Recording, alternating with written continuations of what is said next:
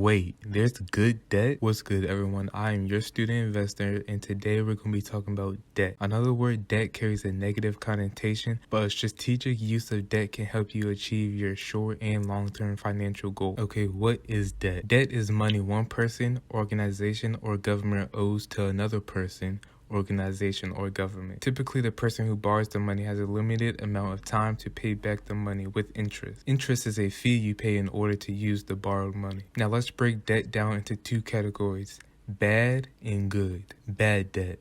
Bad debt is what most of us are used to. These are liabilities.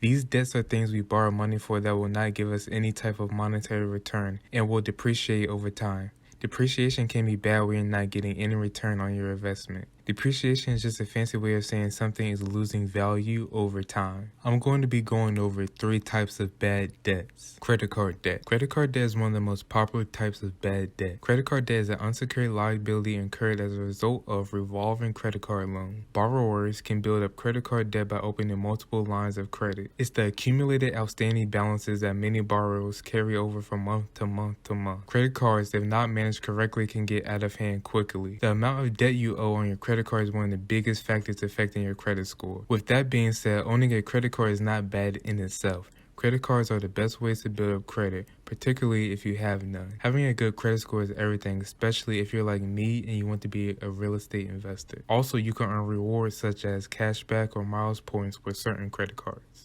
Next is auto loans. Auto loans are secured loans in which the vehicle you are purchasing serves as collateral. You'll usually be asked to pay a fixed interest rate in a monthly payment for 24 to 84 months, at which point your vehicle will be paid off. Cars have a high rate of depreciation. For example, the average new car costs around $40,000, but as soon as you drive it off the lot, the odometer goes from 0 to 1 and it loses 10% of its value. So imagine you took $40,000 and immediately threw $4,000 of it in the trash. By the end of the first year, the value of your car has dropped around 20 to 30%. With auto loans, particularly long-term auto loans, you can end up owing more than your car is even worth. And you'll pay a lot in interest. There are some benefits to auto loans, the biggest one being you can improve your credit score if you pay them on time. Some alternatives are you could save up for a bigger down payment, or you could even consider buying a used car until you're in a better financial situation. Next is personal loans.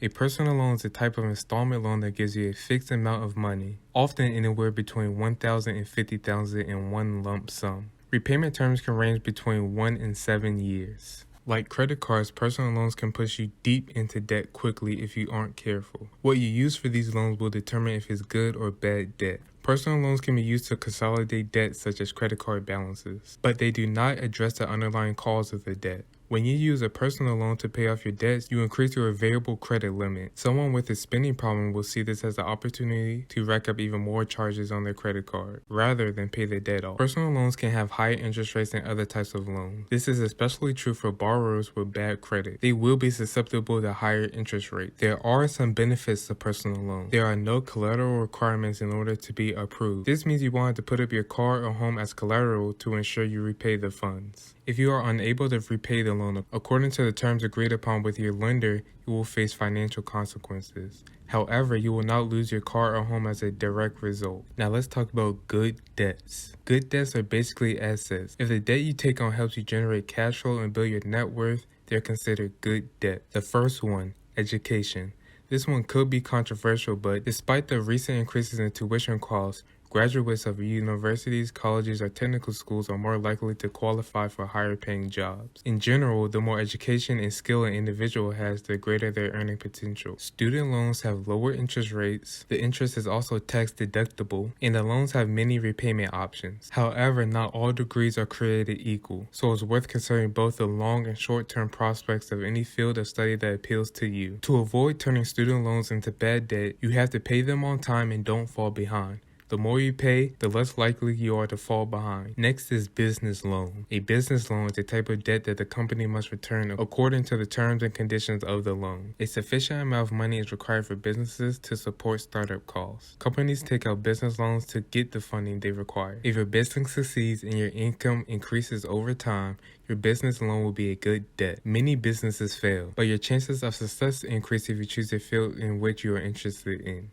With business loans, you can expand your business operations, improve your company's credit score, and purchase new equipment and inventory. Being your own boss can be financially as well as psychologically rewarding, but it also takes very hard work. Your small business can become one of your most profitable assets with a little luck and a lot of hard work. Next is mortgage loans and real estate investments. Getting a mortgage to pay off a house is the type of good debt. Homes can retain or even increase in value over time. Besides an assortment of potential tax breaks like lower tax-deductible interest rate, real estate can increase your net worth and generate income in many ways. One being renting out properties. This will generate passive monthly income. Another way is buying properties and selling it for a profit. This is known as house flipping. In house flipping, a buyer purchases a property, makes repairs and upgrades, and then sells it. This strategy has been romanticized because it can yield a big profit from one single deal. However, it usually requires plenty of cash for financing. Now, if you don't make your mortgage payments on time and neglect the upkeep of your property, your mortgage can quickly turn into a bad debt. Honestly, being in debt is not as bad as it's portrayed. The right kinds of debts can have a big impact on your life financially. Even quote-unquote bad debts can be valuable if handled properly. When the rich use debt, they do so because they want to improve their overall financial situation, and they do that by leveraging the money lenders provide. We can do the same. I talked about this in one of my other videos,